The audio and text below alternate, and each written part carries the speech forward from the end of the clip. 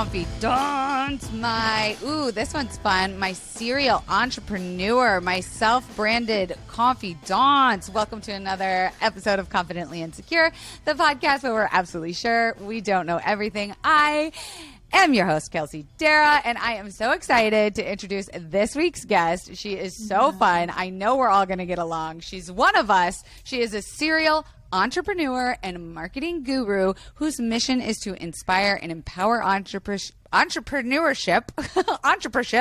influence, and empower women in the business industry. She is the founder behind Eckis Marketing, which she founded at the young age of 22 years old, and the host of Under the Influence podcast. She has worked to grow brands' digital presence such as Marriott, Hilton, Red Bull. Like, she is doing stacked marketing things. She also launched her own company, Get Super, which is an instant wellness beverage company aimed to help promote consumer health and overall well-being, one stick pack at a time. Wow, what a resume. Welcome to the podcast. Our guest this week, Whitney Eckis. Nice to meet you. Okay, Kelsey, I need you to just narrate and introduce my life moving forward. That was a great intro.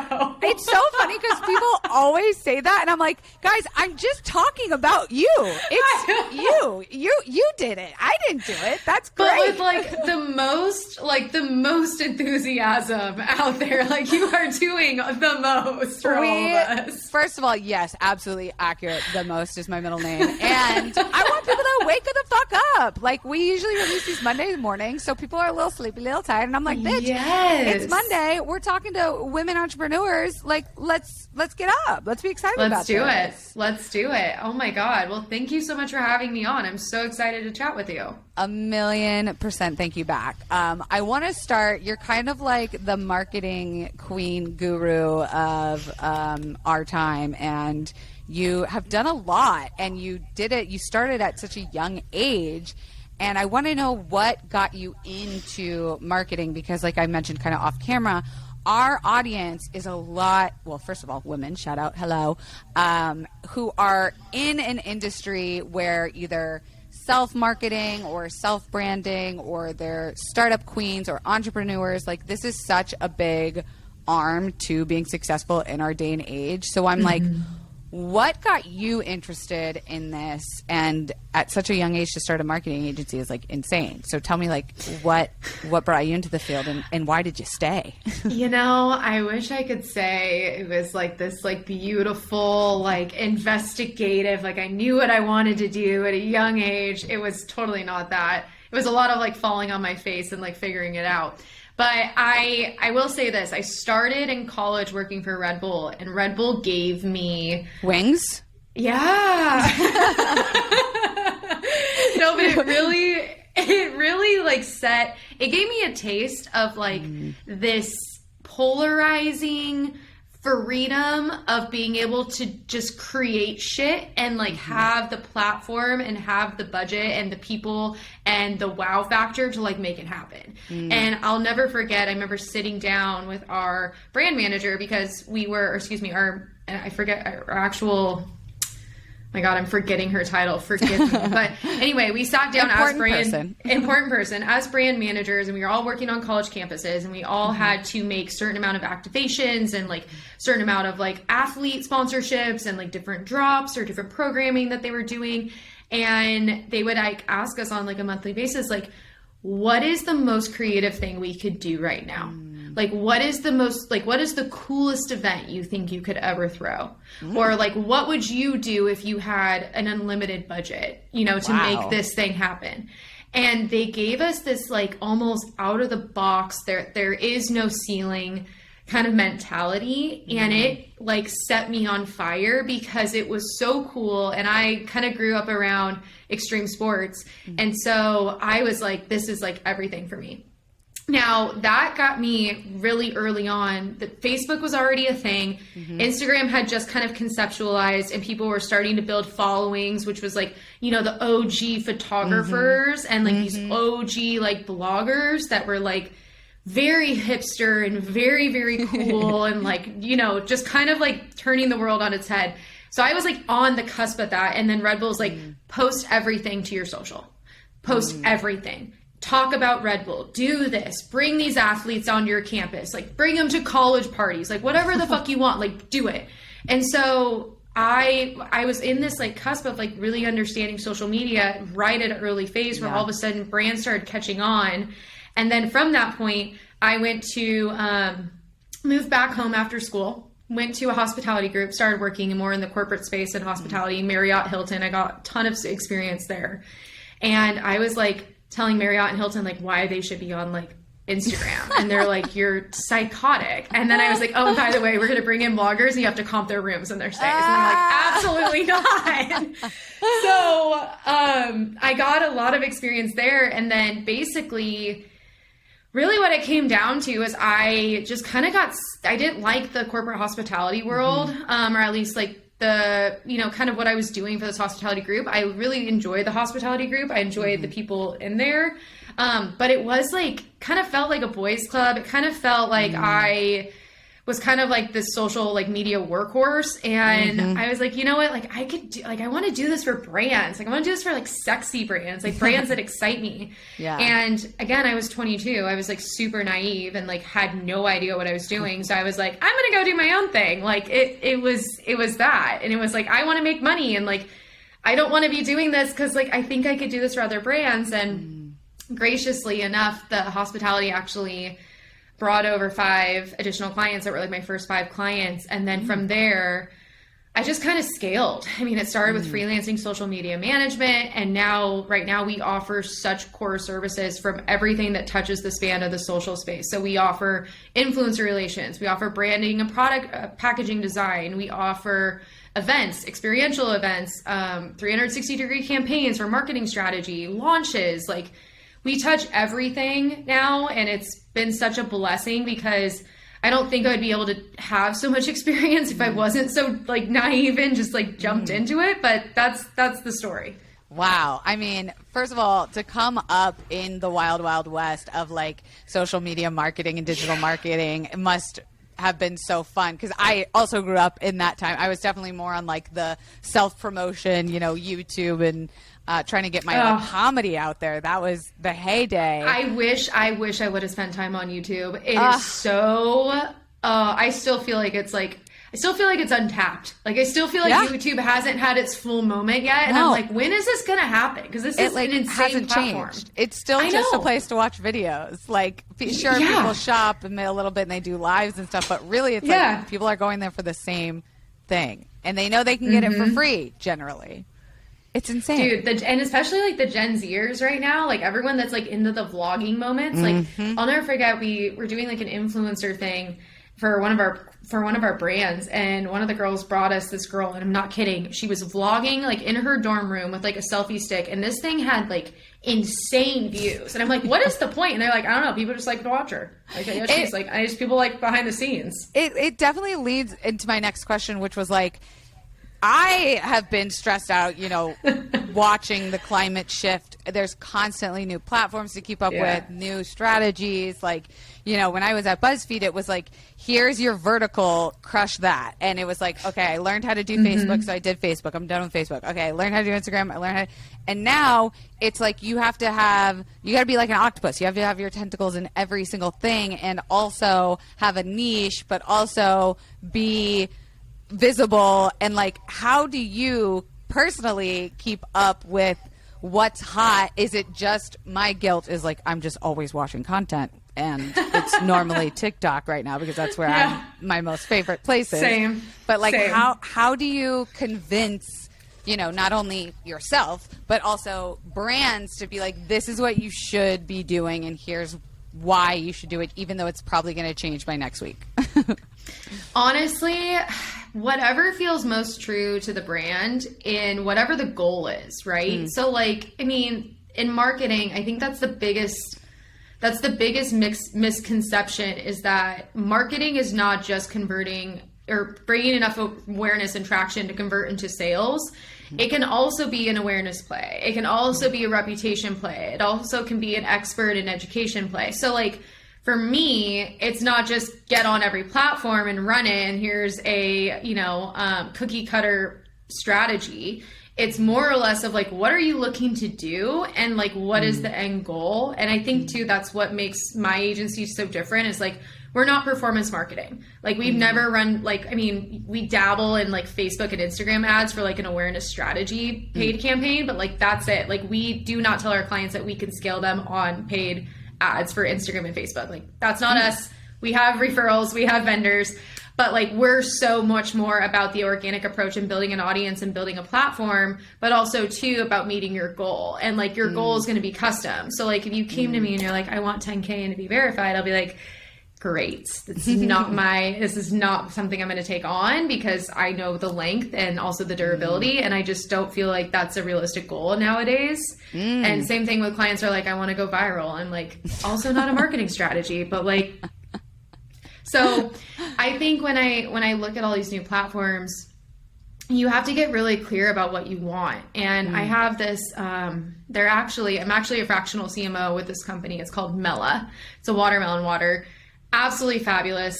They are just breaking ground like no one else. And I love it because it totally brings me back to my Red Bull days, being back in like a beverage company, or like an actual like canned ready to drink beverage company, because Get Super is also beverage. But he came to me and he's like, I have this idea. He's like, and it's really unconventional and I want your opinion on it. I was like, okay.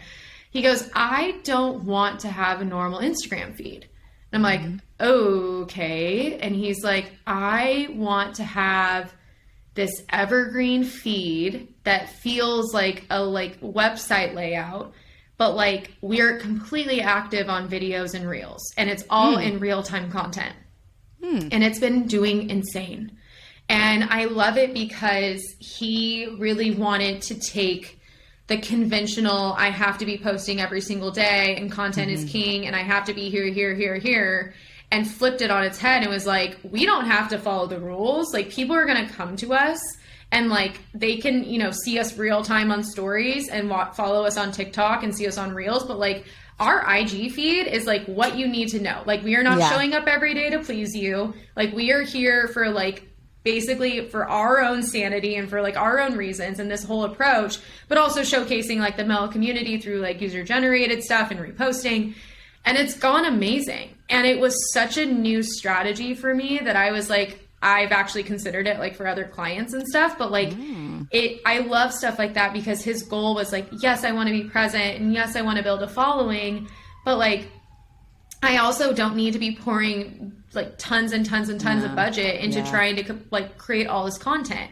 So I think again, like we think about social, like there's all these ways that we can approach it, but it has to make sense to what your goal is. And I think that's the biggest misconception, but also something too, like for example, like if you're a creator, like the biggest thing they tell creators is showing up every single day and multiple times a day. For brands, if there's a purpose, if there's a mission, like if there's enough value that's going to turn over into doing that, maybe. But honestly too, brands, I feel like people like following a brand because number one, they think it's funny or there's some sort of humor relation to it. Number two, there's education or value in a community that's like really engaging with it.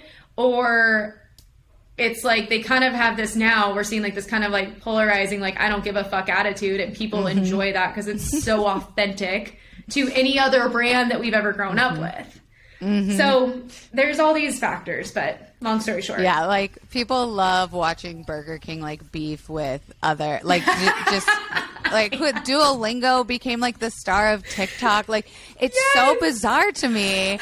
And they'll just like brands will just talk to me like a regular person in my comments. Like I remember I just posted a video about our foster dog that we ended up adopting, and on the adoption announcement, Ritual, the no alcohol brand, was like, yes, we've been following from the beginning. We knew this was going to happen. And I was like, hi, my favorite non-alcohol brand. Like, I forget that you're people too consuming content, but when you put it behind like the name of a brand you love and you see them, like another random one is the Detroit Lions on TikTok are everywhere. They will get to comment before I get to comment about videos that have nothing to do with football. And I'm like, okay, I see what we're doing. We're like personifying brands, which you know, maybe that's the trend right now. Maybe that's what's hot.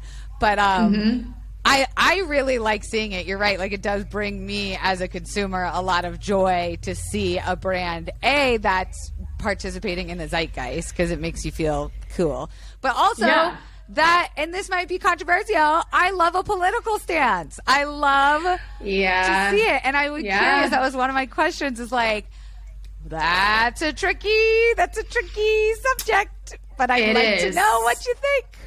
Yeah. So here's the thing. If you don't have a stance, don't take a stand. Like, if you do not have a stand, if you do not have, you know, your mission is guided toward that, you are led toward that, whatever political view it is, don't take a stand. Like, I'm not going to say it's not worth it. I'm going to say that it's going to set you up to be in a position where you have to expand further and offer your audience some sort of clarity on why you're taking that position. So I'm not going to say that it's not something I'm not going to say it's something that, like, I agree with or I disagree with. I think it's different per every brand, but if you don't have a stance on it, don't take a stand. Now, on the other side of that, if you know, for example, there's this there's two things. One, there was this awesome podcast. I'm so sorry. I'm totally forgetting who this girl's name was. Name blanking is like my number one. Yes. But she, I listen to the Exactly Right Network all the time. I'm a true crime fan. I was listening to My Favorite Murder, and Georgia and Karen basically did this voiceover talking about, you know, Roe versus Wade.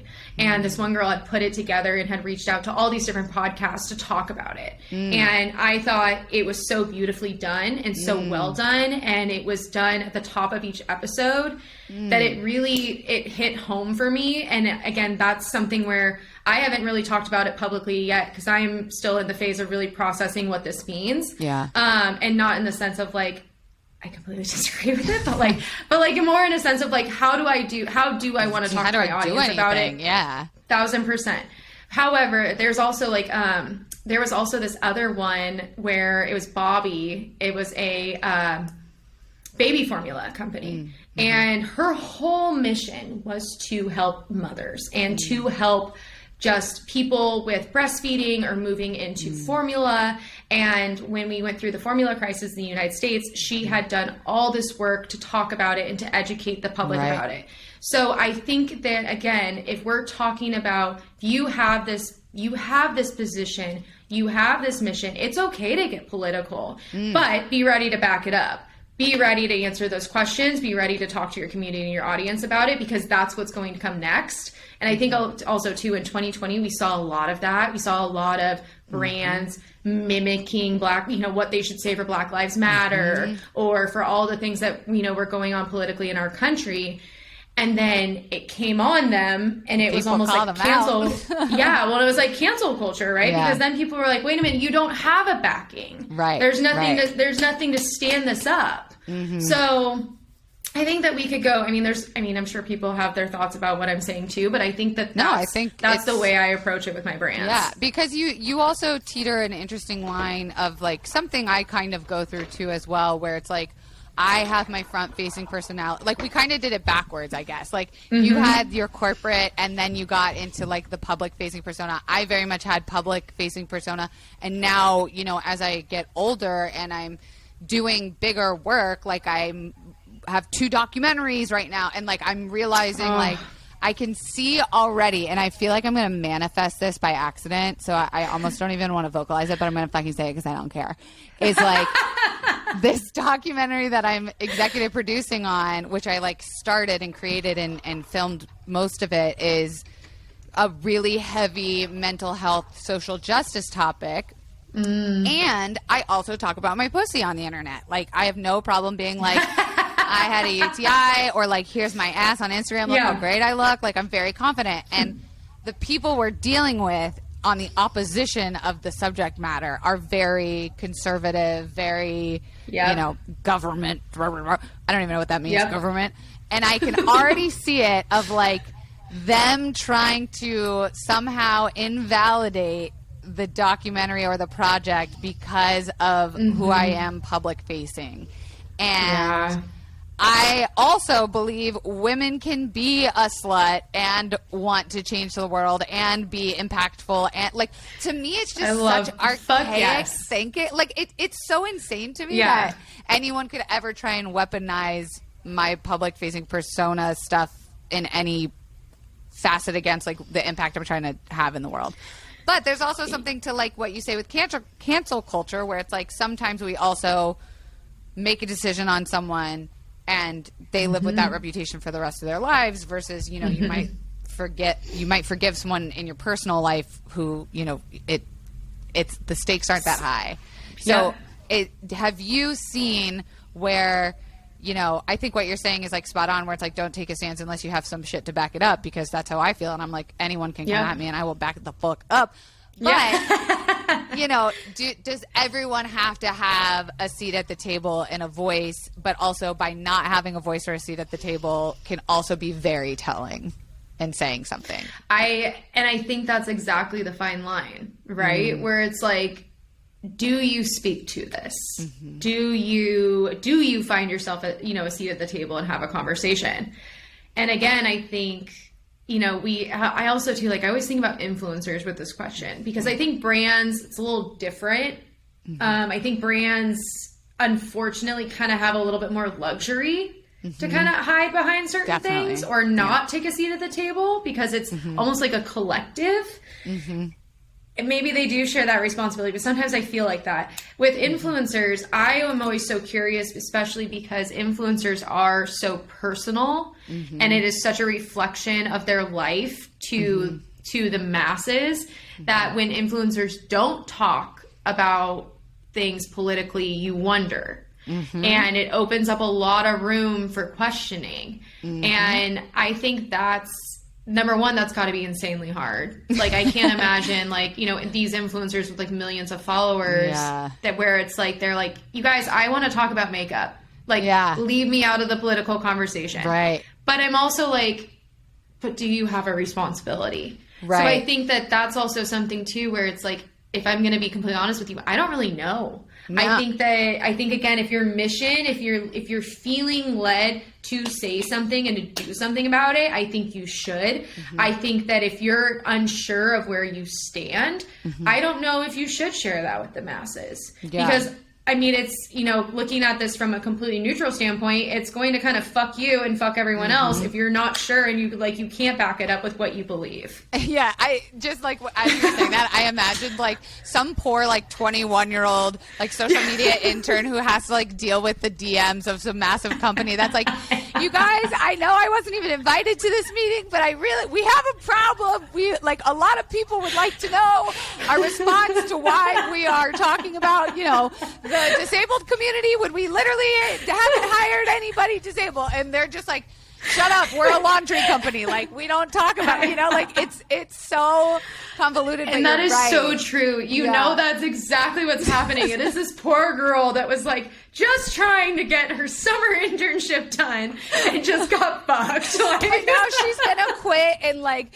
join like, you know, the United Nations program or like, you know, do a summer abroad, and it's overwhelming. It's like, fuck, she just has like work trauma, just so much work trauma. Truly, like, I'm not joking when I say people that worked at BuzzFeed in the social department probably had the most stressful. They were putting out fires every day, and this was before BuzzFeed News, because once BuzzFeed News jumped off, it was like, oh, that's the New York department, not our job, not our circus, not our monkeys.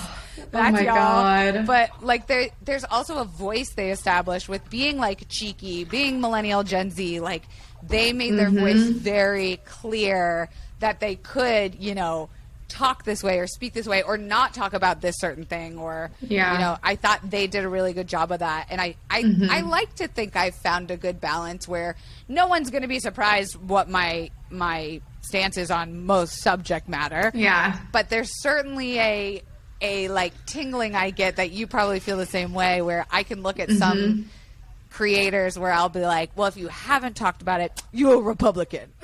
And that's my negative projection. And that's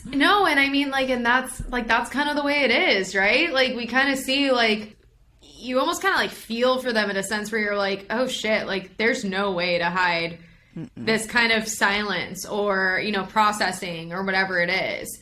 One person that I think has taken a stance on it, and I think it's really respectable, is I actually think that Lauren Everett Bostic, she came right out and was like, I will not be talking about politics, period, on here. Like, you can assume what you want. You can think I'm Republican, conservative, Democrat, liberal, whatever you want. She's like, but I refuse to have this conversation with any of you. And like, here's why. And she's like, and this is my personal life, and this is what I get to keep private. So I think like if you are an influencer that has that certain take, I think you can also, at least I found it respectable, because I'm like, okay, cool. I'm not going to look to her for any of these things. Right. Like, we're going to leave her alone. Right. Like, put her in that box. That's cool. Like, let's not like, you know, whatever. But I also think too, it is hard being in that space where it's like, you are looked at and you are analyzed so deeply that it does show, like it does come through. I also think that too, like sometimes, like, you know, I'm working with these amazing brands. I need to make sure that I'm representing them in the best light.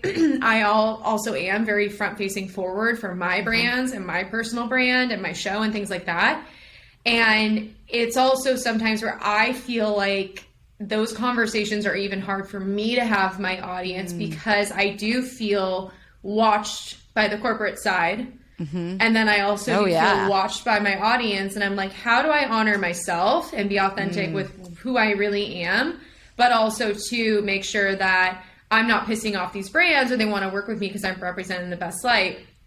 Basically, I had to learn, like, the brands that want to work with me want to fucking work with me. Like, at the end of the day, like, I had to kind of put that mentality aside too, because I was like, I can't worry about what they think of me. Like, it's not, they're not paying me to be Whitney Eckis on their IG feed. They're paying Eckis Marketing to represent them in the best light. And that is polarizing, but unfortunately, especially in like today's world, like, I have to take that stance. You bring up such a good point too, of like, there's certainly been times where I've said no to ads where I look at their company and it's just like white thin bodies, and I'm like, hey, and I give like a really nice thoughtful response back, like, maybe consider like da da da da da, and then they just never talk to me ever again, and I'm like, okay, well, there goes like they're a brand, you know what I mean? Like, they are a brand. They don't have to. They're like, let's find the next white girl that will, you know what I mean? And I thought there was something interesting. I want to present to you like a situation I saw that I wanted to get like your professional take on it with. One of my favorites right now is Drew of, and I always fuck up her last name. I always say Drew Afuelo, but it's Drew Aflu, because that's how you pronounce it on TikTok. She's the woman that just completely eviscerates men who try to like fat shame or slut shame women on TikTok. And she's got the crazy laugh and like the big nails. You for sure have seen her videos. Okay, why am I not thinking of her? Wait, I feel like I need to, look like, pull her up real just quick. Google. Can I look her up real quick? Yes, of course. Okay. Because you'll know exactly once you see her face. And if you haven't, I just introduced you to your new favorite TikTok account. Oh my God, I found her. Yes. No, I have not seen her. Swear on my life. This is my Christmas gift to you. It's the new. I'm gonna got to watch her stuff. I can already see this. Just this motion. I love it. And she's got these nails, and she just reads them to fucking filth. And she has become like the girl's girl. You know what I mean? Like, women have become really powerful and strong, and like use her language like to stand up for themselves against men, or like, you know, someone will reply with like, I said what you said to this guy who was being like disgusting on a date or whatever. Anyway, girl's girl, everyone loves her. She did a brand deal with Shein, which we all know Shein has faced a lot of backlash for being kind of like a sweatshop factory, being really eco unfriendly, whatever word I'm trying to look for. And I thought she did a decent job of handling the backlash, because she responded kind of like in her call out manner of still being like, it's very bold of y'all to assume that everyone can afford sustainable fashion. Like, sustainable brands are expensive, and big girls often don't get luxury items. And if I want to look cute, then like, that's what I'm doing. And so she kind of was fighting one privileged position with like an oppressed problem that we had. And I was like, wow, because the first time I saw it, I was like, oh, she did Shein. And then I was like, really? Oh, yeah. Like, she made such a good point to say, like, there's a reason why I did this. And it's something that me as a creator in the business for 12 years, I would have freaked and, like, ran at the thought of partnering with Shein. But she brought up a really good point. And I was curious, like, what your take on, like, a situation like that would be, Yeah, I mean, I feel like that's number one, the best PR crisis response to probably handle it that way. Like, that's just me. Like, immediately, that's where my brain goes. It's like, wow, that's either she's naturally really good at PR crisis moments, or someone was guiding her. Yeah, I would be shocked if she has PR because she's been like this from day one. Yeah, but I mean, that's also so fair. Like, that is 1,000%. I mean, I was just talking to a family member of mine, and she's a couple years younger than me. And me and her were talking about, just like fashion and shopping. We were going on this trip, and she's like, she's like, I hate to do it, but I just did a big Shein haul. And she's like, it's because it's what I can afford. And she's like, and I want to go on this trip, and I want to look cute. She's like, but I can't afford to buy 3 new outfits at this amount of cost or whatever. And I was like, yeah. And I mean, honestly too, like, no, I mean, Shein, yes, it's problematic. I think a lot of, Zaffel's problematic too, but even some stuff on Amazon, like there's a lot of things that are problematic. And I don't think that necessarily we should condone it, but I think that we should also be realistic in the fact of like, this is actually what's going to probably happen until we can find a better solution to put a pause to it. And I think maybe calling out the problematic parts of it are great, and doing something about it that's proactive is great. I think, again, for her, she's probably looking at this as like a creator, and she's like, I also have to make income. And so like, for you guys to talk about this, like, here's also why this partnership makes sense for me is because, number one, it's feeding my mouth. Number two, it is something where I do, resonate with this type of audience. They're also buying Shein. It's going to be a mutually exclusive, relationship.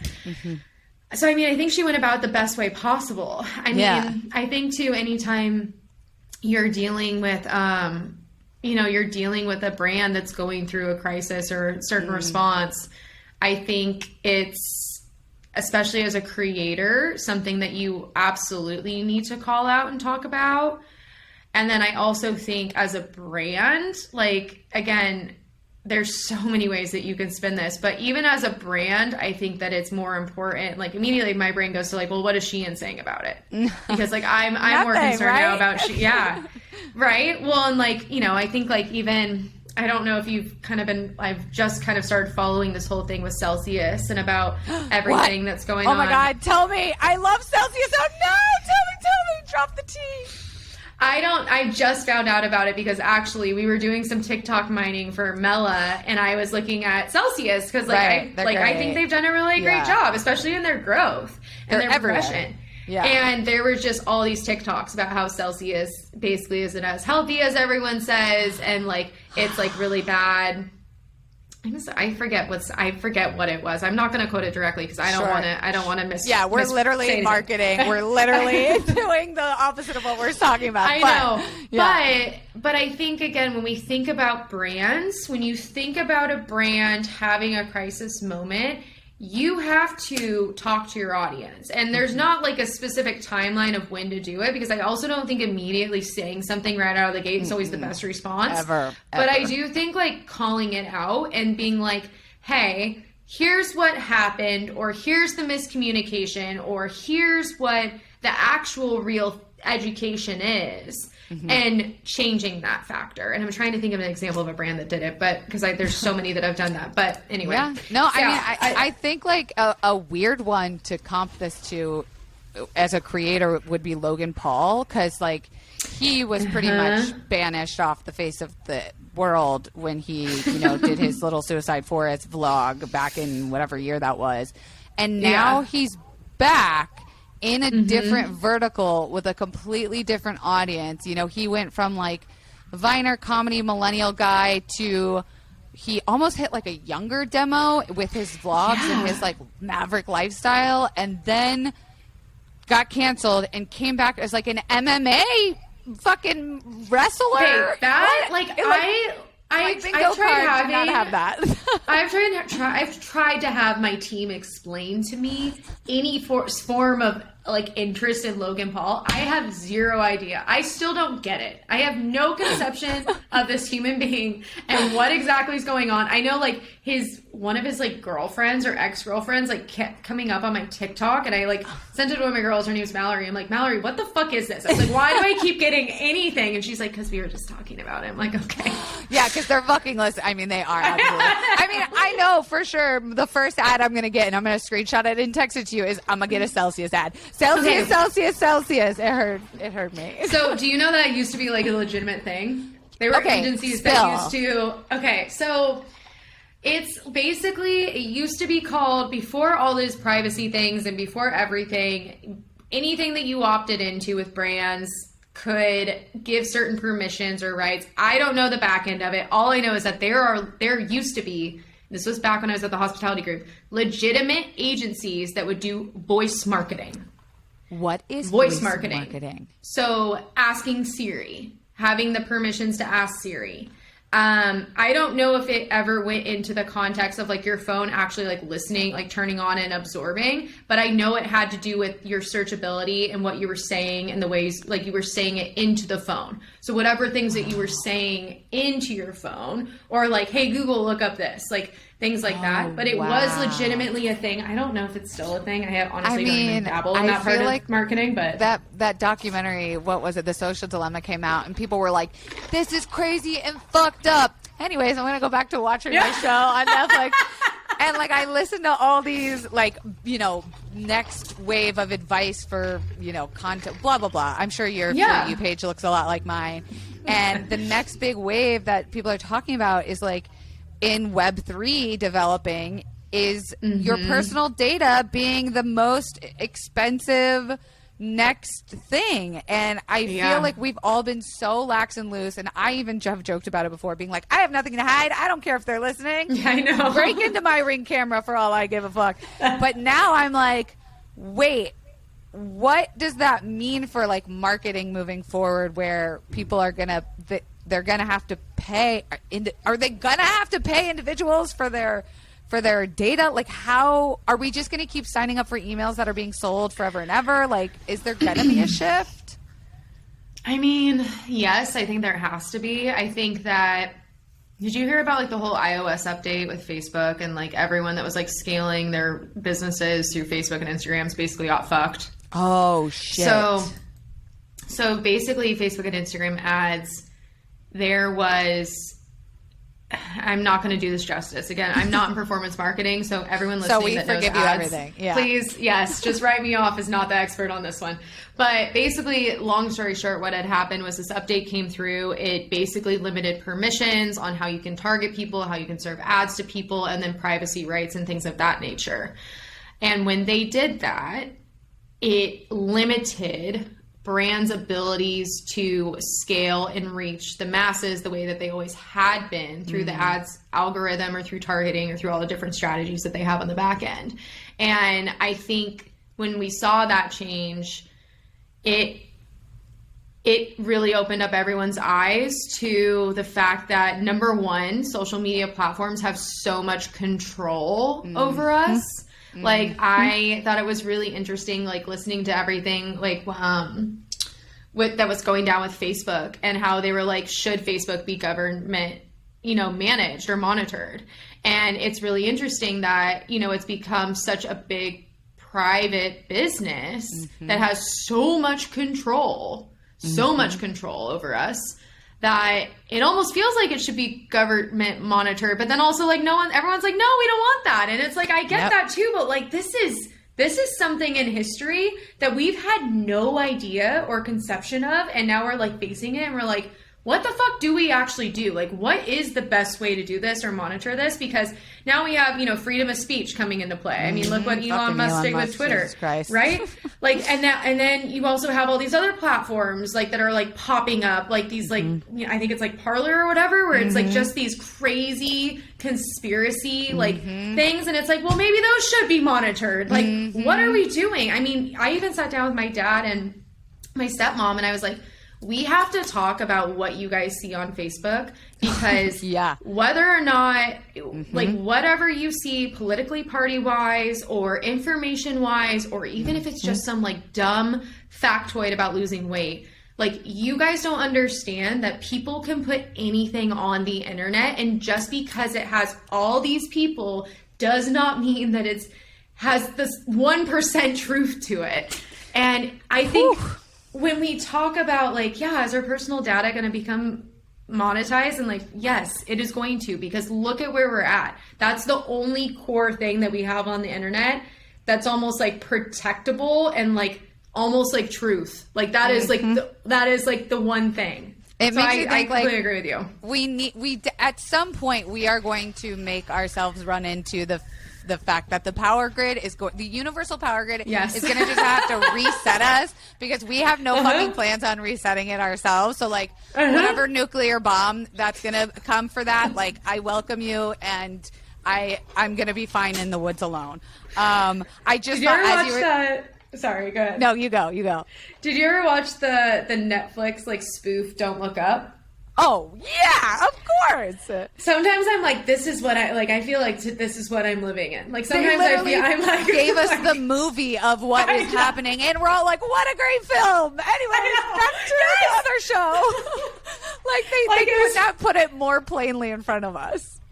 No, and literally me and my boyfriend's like, that was literally the most depressing thing I've ever watched. I'm like, but this is it. Like this is happening. Like, I mean, the goal, and I think the hope is that the generations to come are, I don't want to be like us, like toot toot, but like clearly, like we have a conscience, we have different value systems. I think the generation even below us is getting so fucking sick and tired. I actually, before I forget, I thought of an idea. You can have this for free. I think you need to make this because that was brilliant.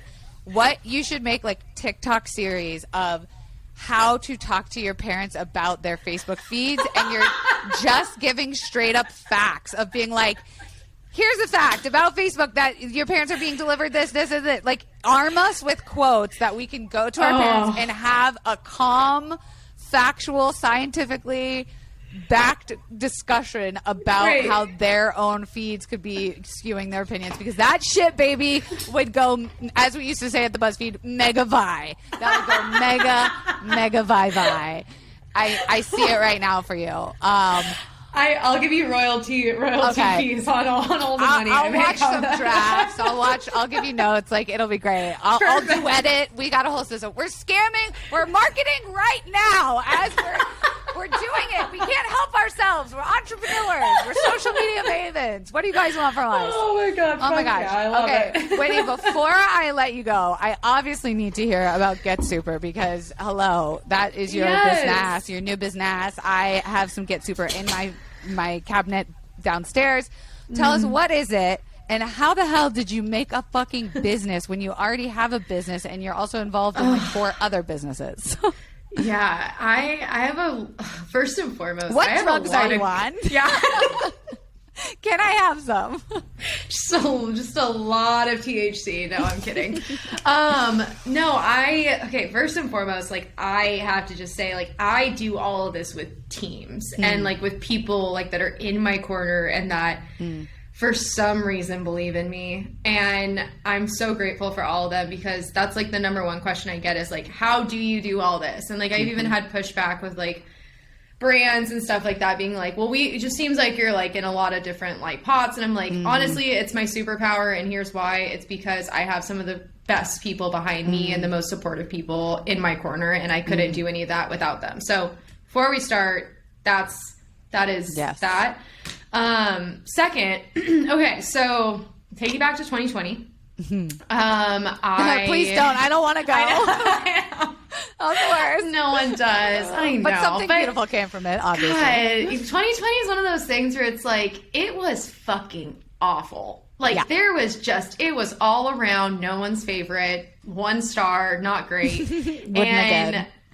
But man, it has led to so many freaking things that, like, it was like this terrible blessing in disguise. And I'm like honestly grateful for it. So anyway, 2020, I lost about 75% of my marketing business. We were mainly hospitality. It was in San Diego. I was 3 years old, like, kind of starting to progress with CPG or product-based brands or e-commerce brands, but like not a lot, because like we had a lot of business coming in for hospitality. And it's like, you know, if I was trying to niche down, why would I switch up verticals so hard and fast? Anyway, so when that happened, I basically had a lot of self-exploration. I did a lot of therapy. I did a lot of self-work. Well, I was diagnosed with severe anxiety and depression. And after I was kind of diagnosed, started realizing that this was something that was rampant throughout my family.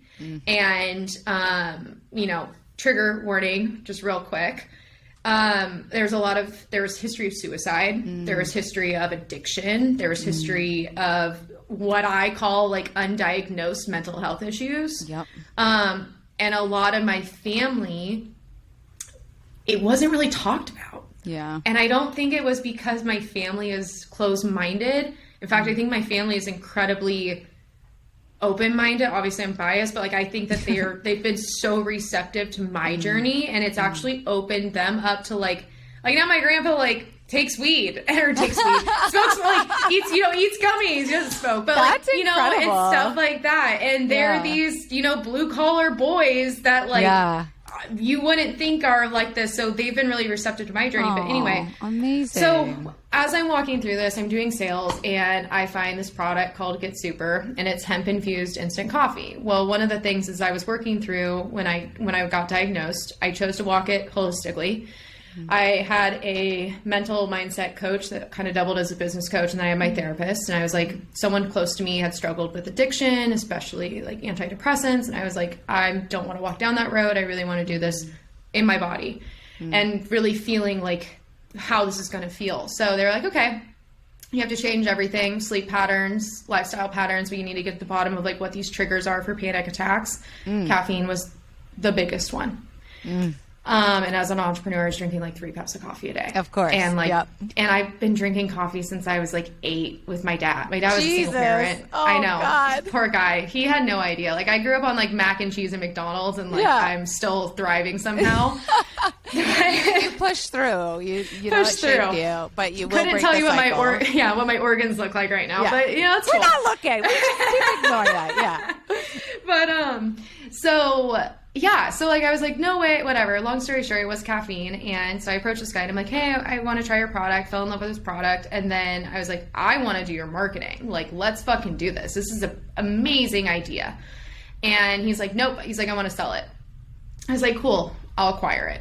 I don't have like anything going on. This thing is like saving my life because I don't have to give up coffee. It's not giving me panic attacks. So I took Get Super. We spent about 1.5 years reformulating, rebranding, and then relaunching. So what we actually did is we basically just adjusted the hemp infusion and the coffee formula. But let me tell you about what it does. So basically what it is that caffeine and coffee actually has a lot of benefits to it.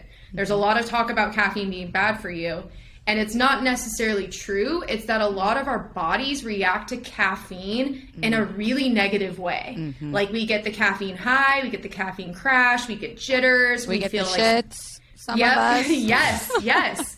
So, you know, it's hard on it can hurt your stomach because of the acidity. So what Get Super does is that hemp CBD actually slows the release of caffeine so that you're able to get a lot more of the benefit of coffee, the antioxidants, the caffeine, all that kind of fun stuff, without feeling like you're gonna die. And it also is a little bit better on your system. So it sounds like kind of like this oxymoron, like you're adding like caffeine with, you know, CBD, which is, you know, considered what people would say like maybe like a downer or calms you down. Right. In reality, it really kind of harmonizes the entire process and allows you to better, I guess, absorb the caffeine and absorb the product easier. So that's one of the things that we've noticed. Some of the benefits, I mean, I drink at least like every day. Get Super is my second cup of coffee, if not my first. I love it. I can drink it in the afternoon and still be able to sleep at night. It helps with headaches. It helps with cramps. It helps with hangovers, fatigue. Honestly, if I'm having like a super anxious day and I want something comforting, I reach for it. So it's not only been able to give me something that I didn't want to give up, which was my daily morning cup of coffee, because especially after being diagnosed, you feel like the world's out to get you and you hate your life and it just sucks. And then someone's like, you can't have coffee, and you're like, literally, fuck everything. Yeah. But also too, it's been something where I just feel like there's such a longevity for the company, and there's a lot of things that we're actually in works of formulating too for other products. So that was something where we didn't want to just be this hemp CBD company. We really wanted to lean into being an instant wellness beverage company where we take products and we formulate things that just make people feel better, feel super in a sense. So like the next couple products we're working on, I can't say, but they're. I was gonna say, I know. I can't say because we're still ways out, but it's something too. You know, like we're looking into different things, like vitamins, electrolytes, adaptogens. Like we're looking at things that actually just make people feel better. And I think the coolest thing about us is that we want to be this instant. We're yay big, we're tiny, but we want to be able to be on the go and be able to show up for people in a really convenient way. So, yeah. Wow. That's exciting and very like on the forefront of where wellness is going, and in a believable way, because you can tell it's like such a passion project that is at like the company's center core, that I think that's why it's got to be so successful, because it's personal experience. And thank you. I was gonna say what's next, but we kind of know to watch out for it. And I want to know, where can our confidants get Super, and where can they be excited to hear more announcements on it? Yeah, absolutely. So right now we're only on our website. Actually, I can tell you we will be launching on Amazon probably within the next 2 months. So you guys will be able to find us on Amazon, which is so exciting. Big, huge. And then for right now, you can just find us at getsuper.com, GETSUPR.com. We're fancy. We lost the E in super just to be different. Yeah. I don't need these. It's fine. But also too, we'll give a discount code for 15% off. We'll do Confidant. Yes, that would be amazing. Oh my God. Okay, that's definitely going to be linked below. And as I said, I have the product. It is delightful and delicious. And because it is travel friendly, I keep them everywhere. I put them in my car. I have one in my purse. They're great for the plane. I go to Mexico all the time, and I don't like I don't like coffee in Mexico. It's great if you travel. There you go. And what about with branding and marketing? If someone's listening to this one, like, this girl knows her shit, I want to talk to her more. Where can people find out more and listen to you? Yeah, you guys can just find me at eckismarketing.com. It's just my last name, marketing. I did not choose the name. That's how I invoiced out to all my clients, and it stuck. So there it is. We love it. Not the most clever. I mean, just prepare for people to say your last name incorrectly as someone whose company is also Kelsey Darragh Inc. It's like, why did I do that? I should have. I'm open. I have a best friend named Scout, and she has... Scouts Agency. Yes. That's Scouts Agency. How we got connected. Yes. Yeah. Okay, so Scout does all my PR, she's basically like my best friend / kind of publicist, kind of. I'm like, can you do all these things? She's like, you don't pay me enough to do this. I'm like, it's cool. But I'll pay you and get Super. But yeah, there you go. But I was like, you suck because you have the coolest name that anything you put your name associated with business with just works. It's going to work. So...